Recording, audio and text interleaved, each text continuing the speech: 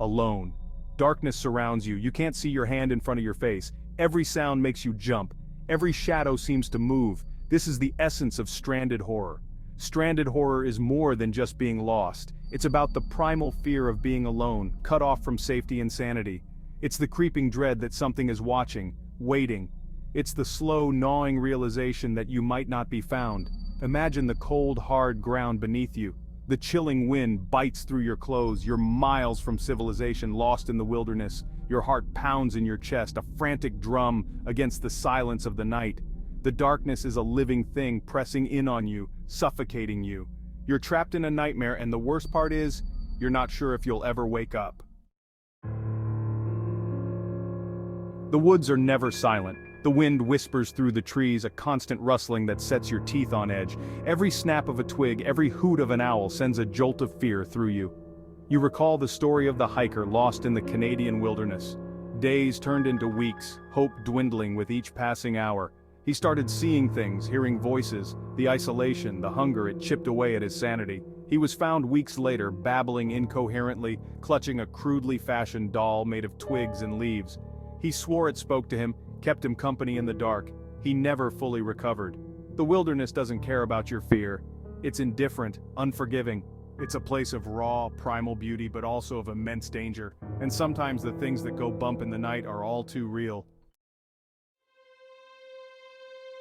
The vastness of the ocean is both awe-inspiring and terrifying. It's a silent giant, capable of immense power and fury.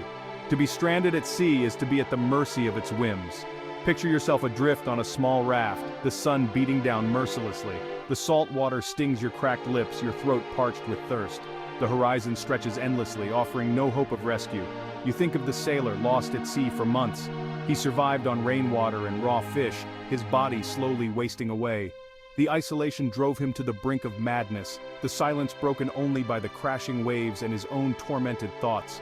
He was eventually rescued, a shadow of his former self. The experience left him scarred, his eyes haunted by the memory of endless blue and the crushing weight of solitude. The sea gives and the sea takes. It's a fickle mistress, lulling you with its beauty one moment, then unleashing its wrath the next. The desert is a place of extremes. The scorching sun beats down during the day, baking the sand until it shimmers. At night the temperature plummets, the cold seeping into your bones. Imagine being lost in this unforgiving landscape, the dunes stretching endlessly in every direction. The silence is absolute, broken only by the whistling wind that whips sand against your skin. You remember the tale of the archaeologist, trapped in a sandstorm during an expedition. Blinded by the swirling sand, he stumbled for days, his supplies dwindling with each passing hour. He hallucinated from dehydration, seeing mirages of shimmering oases and hearing voices in the wind. He was found days later, delirious and sun-scorched, clinging to life by a thread. The desert had tested him, pushed him to the very edge of human endurance. He survived, but the experience left him forever changed. The desert is a crucible, testing the limits of human resilience. It's a place where survival is a constant battle against the elements, against the overwhelming urge to surrender to the unforgiving landscape. Section 5. The Mountain's Grip. The mountains, majestic and imposing, hold a different kind of horror. The towering peaks, shrouded in mist and snow, inspire both awe and trepidation. They are places of unpredictable weather, treacherous terrain, and unforgiving cold. Imagine, if you will, a lone climber, trapped on a narrow ledge after a fall. The wind howls around him, biting through his thin clothing. Below the ground is a dizzying drop, promising certain death. Think of the real-life tragedy of the Donner Party, snowbound in the Sierra Nevada mountains. Trapped by an early blizzard, they faced starvation and resorted to cannibalism to survive.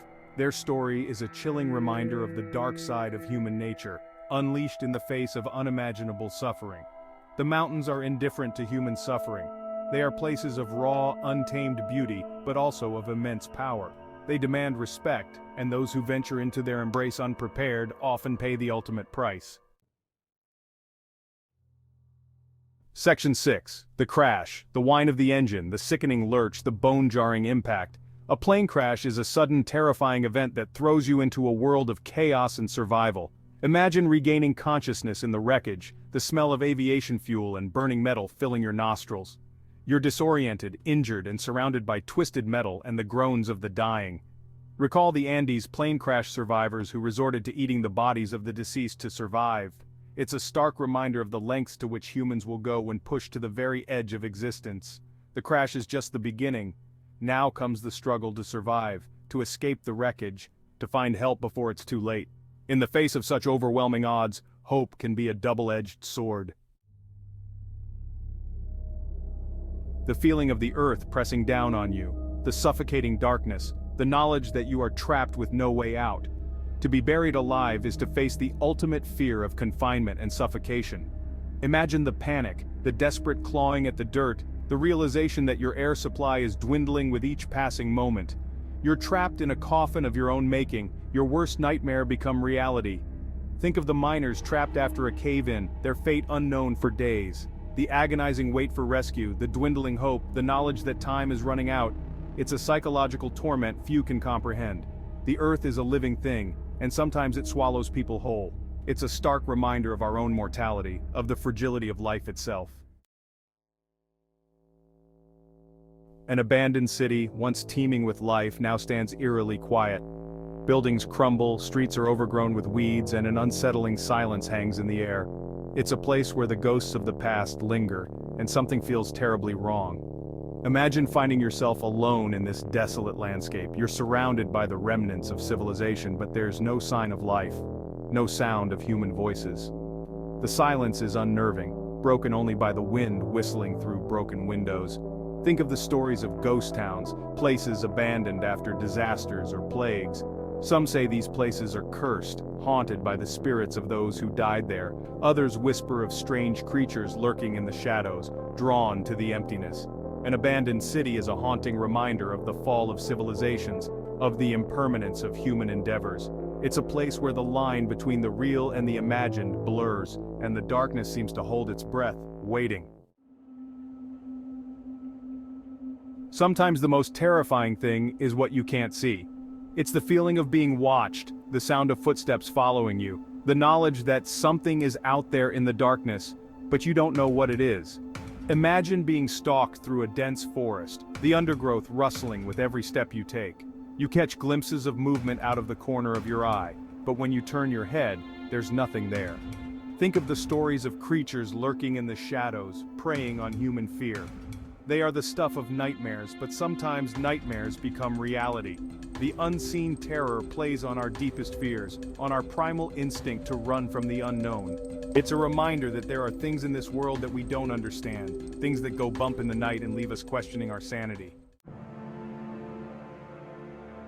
Stranded horror is more than just jump scares and gore. It's about the human condition, about our primal fears and our will to survive in the face of unimaginable terror.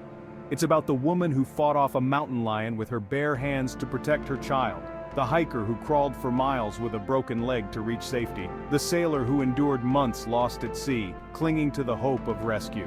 These stories remind us that even in the darkest of times, the human spirit can endure. They show us that we are capable of incredible strength, resilience, and courage when pushed to our limits. In the face of fear and isolation, hope can be a powerful weapon. It can be the difference between giving up and fighting for survival, between surrendering to the darkness and finding the light.